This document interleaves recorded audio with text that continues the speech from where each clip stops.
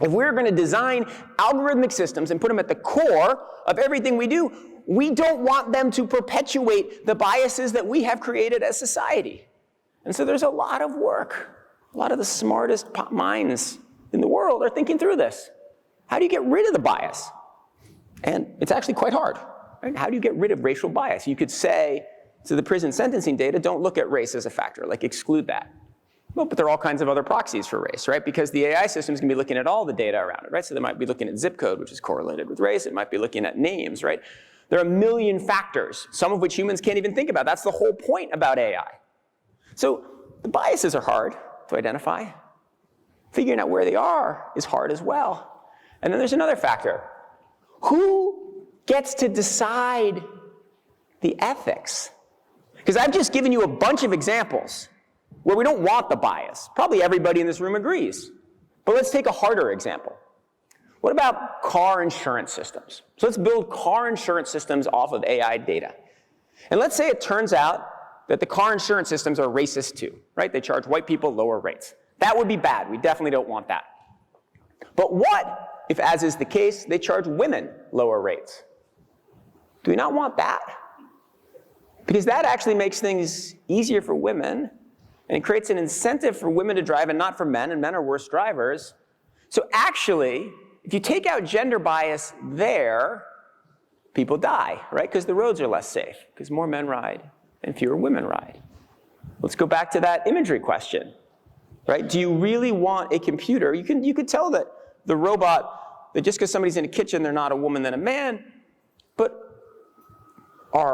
is the robot supposed to assume that it's 50% men, 50% women? What if it's working in a coal mine? What if it's playing, like, you can imagine all kinds of different scenarios where it gets really complicated. Home insurance data. Again, data suggests that women should probably be charged lower rates. Should you knock that out of the system? So who gets to decide what the bias is? What do you get rid of? And what do you keep? These are really, really messy questions. And then what's also messy about that is that in the United States and in Canada, we're spending all this time debating questions of bias. Mostly we're just talking about how to get rid of bias. We're not on to what I've just talked about, the who gets to decide what biases we keep and which ones we reject. And in China, press ahead.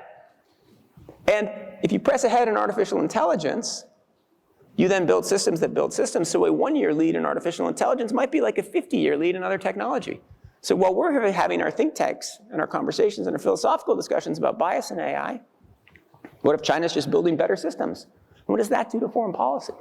That's a really complicated and messy question, because you don't want to reject it and say because it's hard, we should just go ahead with a bunch of racist data. But you also, we don't know how to respond to this. This gets really messy too on facial recognition, right? This is another area where there's a lot of talk about bias. So facial recognition systems, because they're trained on the images that exist, have a harder time identifying people of color than white people. And so in some places, in San Francisco, for example, it has been banned for the city government agencies to use facial recognition systems, and that seems right. But does it? And how? Because there's no discussion about how accurate it is. What if it's like, if you want the system to be equal, is it better to have a system that is 90% accurate for everybody of all races, or one that's 96% accurate with white people and 95% accurate with non-white people? Which one of those systems is better, the one that's equal or the one that's more accurate? We don't have that discussion. And then secondly, with facial recognition system, do you want it to be biased in favor, like if you're trying to make society more just, do you want to limit false positives or false negatives? Right? To the extent that facial recognition is a good thing, right? It helps you get identified and get a loan without an identification card, which is one reason why it has advanced so much in the third world, more than in the first world. Then actually you really want it to be particularly good at identifying people in disadvantaged groups. But if it's a tool for surveillance, maybe you want the opposite. So it's a really complicated debate. And then there's the question I laid out at the beginning, right? Designing for your ethics and designing for speed.